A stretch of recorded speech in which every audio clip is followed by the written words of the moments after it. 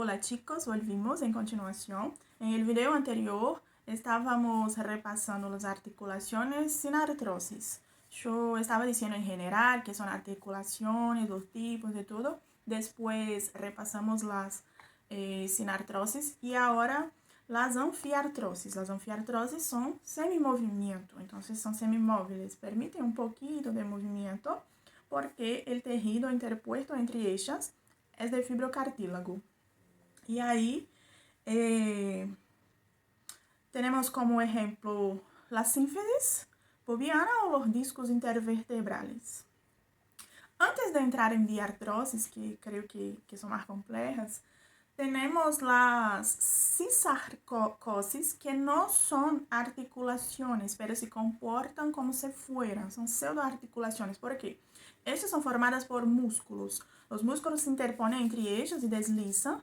Y ahí, como ejemplos, yo no tengo acá porque no memoricé, escapulotorácica y subdeltoidea, porque van a ampliar el movimiento. Ellas facilitan el movimiento de otras articulaciones. Entonces, amplía la movilidad, por ejemplo, da articulación escapulohumeral. Después vamos a repasar ella con todos los detalles, ¿ok? Y las diartrosis, entonces, para finalizar, las generalidades, que son las articulaciones móviles, totalmente móviles.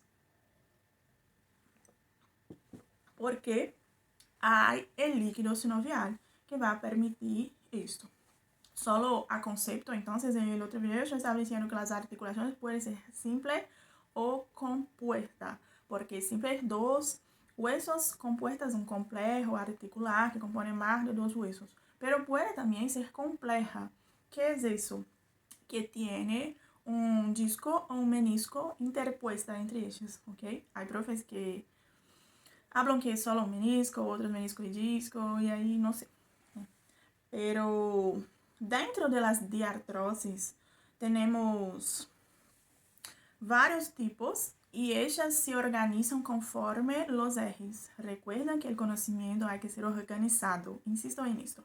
Tenemos algunas cosas para facilitar entonces las diartrosis porque hay que tener mucho movimiento. Entonces, de principal, una cápsula, porque hay una superficie articular y ahí, en esta superficie, entonces, hay el cartílago hialino.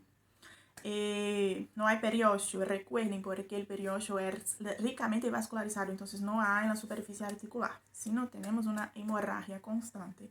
Y ahí hay el cartílago hialino y entre una articulación y otra vamos a tener una cápsula. Esta cápsula, en la parte interna de ella, hay una membrana que secreta el líquido sinovial. Ese líquido es responsable por favorecer los movimientos, porque no permite la fricción. Bueno, entonces la cápsula es como si fuera una prolongación ahí del periósteo. Y tenemos también afuera los ligamentos. Las articulaciones anfiartrosis, me olvidé de esto, también ya hay una participación de los ligamentos, porque hay una semimovilidad. Pero acá en las diartrosis sí o sí hay los ligamentos, porque necesitan de estabilidad para hacer ahí todos los movimientos de acuerdo con sus ejes. Hay entonces el cartílago articular que va a cubrir la superficie, porque hay que amortiguar entonces esas articulaciones. Puede tener o no la presencia de labrum o rodete, puede tener el menisco, un disco y la sinovial.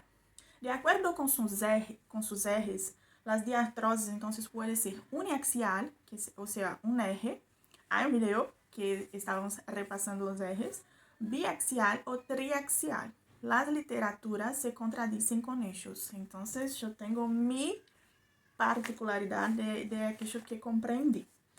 Uniaxial tenemos las planas, que son, por ejemplo, el esternón y la clavícula. Acá hay una superficie plana. Después vamos a estudiar a ellas.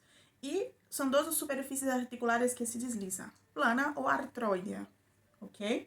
Pero también el acromioclavicular, cigapofisária, que están en la columna o la primera fila del carpo. Hay varios ejemplos. El otro ejemplo de uniaxial son las cilíndricas. Dentro de las cilíndricas tenemos dos tipos de articulaciones. Las trocoides o pivotes. No voy a demostrar ahora los ejemplos porque vamos a estudiar cada una de ellas. Las trocoides o pivotes, el axe acá, por ejemplo, permitir el movimiento de la cabeza, o por ejemplo acá en el antebrazo, la cabeza del radio, porque hace este movimiento cuando hacemos el movimiento de supinación, por ejemplo.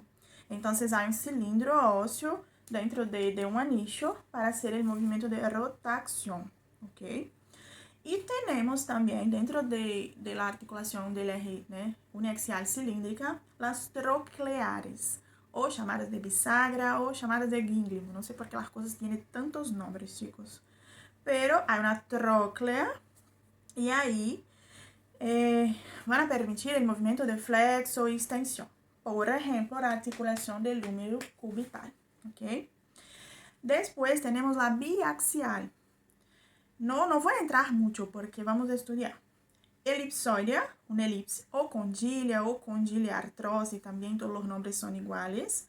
Hay un cóndylo y una cavidad. Por ejemplo, radiocarpiana. Acá hay una elipsoide, porque hay una cavidad glenoide en la primera fila y acá hace una elipsis. O sea, permite una bi.